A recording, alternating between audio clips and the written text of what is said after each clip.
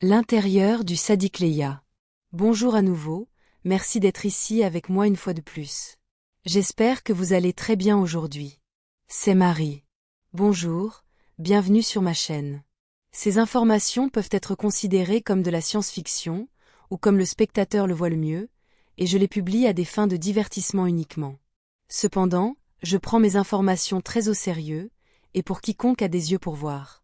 J'écris ceci le matin du 10 septembre 2024.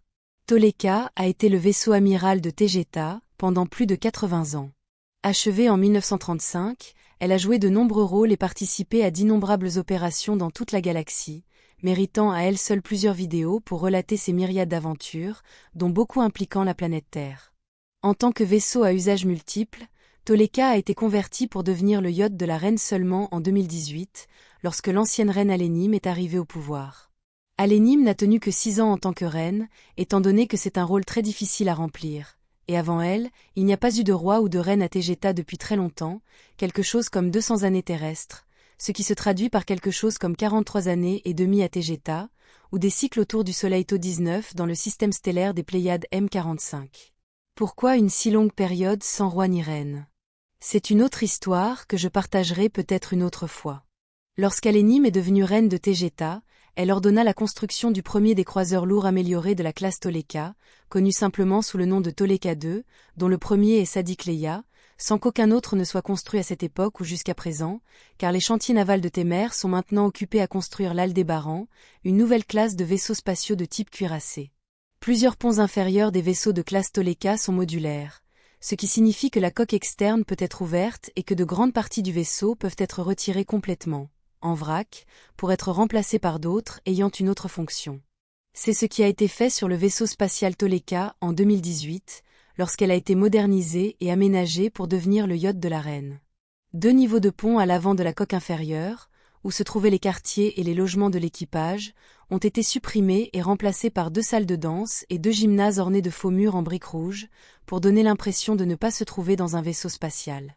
Toleka était également équipé d'une zone inférieure avec un parc comprenant 2 chutes d'eau sur des parois rocheuses de chaque côté du vaisseau pour masquer sa coque extérieure, ainsi que 2 piscines reliées par un chemin d'eau et dotées également de grandes fenêtres rondes en verre à moitié immergées de chaque côté du vaisseau permettant de voir dans l'espace, tout en nageant, ce que j'ai toujours trouvé un peu effrayant ou flippant. En outre, Toleka dispose d'une très grande salle à manger de luxe avec un grand escalier orné de statues. Comme nous étions si peu nombreux à bord, nous n'avons jamais utilisé cette salle à manger.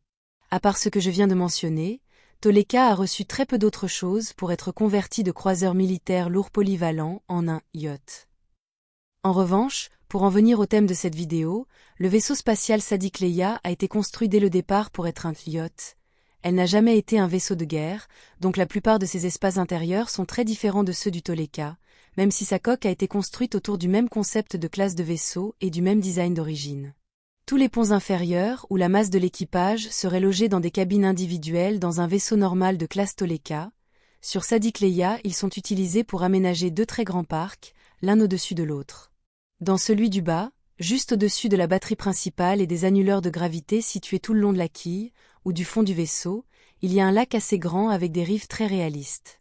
Je veux dire qu'il n'y a pas de ligne droite qui indiquerait qu'il est artificiel, et avec un très beau jardin tout autour, au milieu d'une petite forêt, qui est bordée de grands arbres plantés très près les uns des autres, formant une aidance de ficus de chaque côté, cachant très efficacement les parois de la coque du vaisseau. Aidant à donner le sentiment et l'illusion d'être à l'extérieur et dans la nature, et non pas à l'intérieur d'une boîte de conserve en acier, flottant dans l'espace. À l'intérieur de cette zone, il y a plusieurs petites constructions avec des porches et des balcons qui surplombent le lac, dont l'une est la salle à manger que nous utilisons désormais, au lieu de la salle à manger stérile comme dans un centre commercial dans l'atrium central que nous utilisions lorsque nous étions à bord du vaisseau spatial Toleka. Ces constructions sont de petites cabanes qui peuvent être utilisées par l'équipage pour donner l'impression de passer la nuit dans une forêt, sur une planète.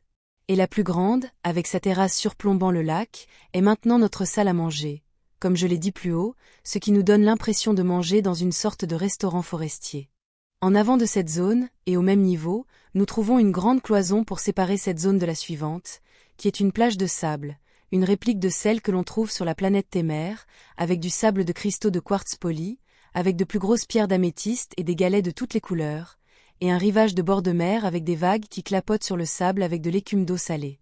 Dans l'extrémité profonde, à l'avant du vaisseau, vers la proue, la cloison est conçue pour donner au spectateur l'illusion de regarder au loin l'horizon d'une grande mer, avec une technologie de génération d'hologrammes fonctionnant à l'intérieur de ses parois transparentes pour parfaire l'illusion. La cloison avance incurve vers le haut pour se fondre dans le toit, sans angle droit, afin de renforcer l'illusion d'être à l'extérieur. Sur le pont suivant, juste au-dessus, se trouve le deuxième parc du vaisseau, qui comprend cette fois 2 villes complètes, avec leurs rues, leurs éclairages, leurs bâtiments et leurs maisons. L'une des villes est comme à Tegeta, avec son architecture traditionnelle arrondie, presque intégrée dans la nature qui l'entoure, avec ses routes sinueuses en briques rouges et ses allées en gravier. La seconde, à l'arrière de celle-ci, est une reproduction de plusieurs quartiers d'une ville humaine typique. On y trouve des immeubles d'habitation, des maisons, des magasins, des immeubles de bureaux et même un véritable petit centre commercial avec son enseigne lumineuse et des graffitis sur certains murs. Toleka a 2 petits immeubles d'habitation avec un morceau de rue humaine, représenté à l'intérieur. On m'a dit que c'était principalement à des fins d'entraînement, pour familiariser les agents de Tegeta avec la façon dont les villes et villages humaines sont conçus, et comment les choses normales y fonctionnent, comme les poignées de porte, les serrures, verrous, ainsi de suite.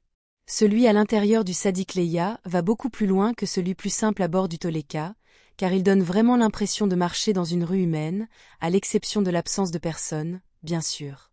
Toutes ces zones, y compris le lac forestier et la plage, sont entièrement équipées de la dernière technologie de génération de climat de Tegeta, qui peut soit vous donner le climat et la température idéaux que vous souhaitez pendant que vous vivez une expérience à ces niveaux, ou vous pouvez les programmer pour changer dynamiquement le temps, et même les saisons, pour plus de réalisme. Cela signifie que nous connaîtrons l'hiver ici pour la première fois depuis des années, car nous l'avons programmé pour qu'il corresponde aux saisons de l'hémisphère nord de la Terre, pour être en phase avec la plupart d'entre vous là-bas. D'après ce que l'on m'a dit, les générateurs de climat sont suffisamment performants pour produire de la neige et geler le lac pour que l'on puisse y faire du patin à glace, ce qui me manque beaucoup, même si je n'en faisais pas beaucoup lorsque j'étais à la surface de la Terre.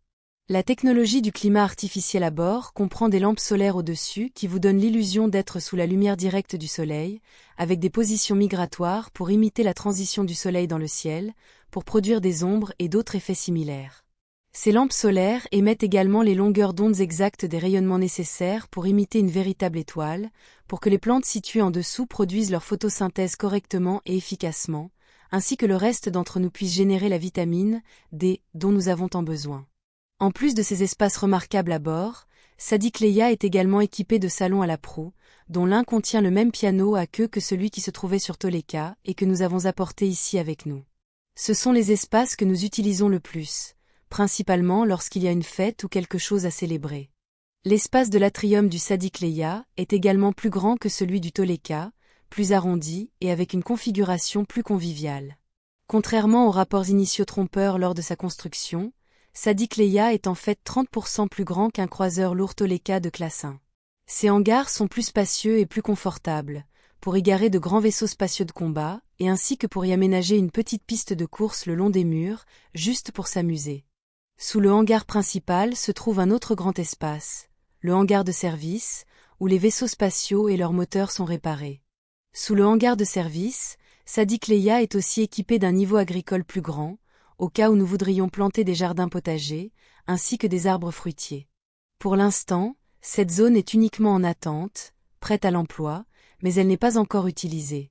Tout en haut, Sadiq Leia possède également une bosse plus large comparée à celle d'un Toleka classique. Cela permet de loger un très grand salon solarium au toit transparent pour observer les étoiles et se sentir comme dans l'espace extra-atmosphérique, mais avec des vêtements ordinaires.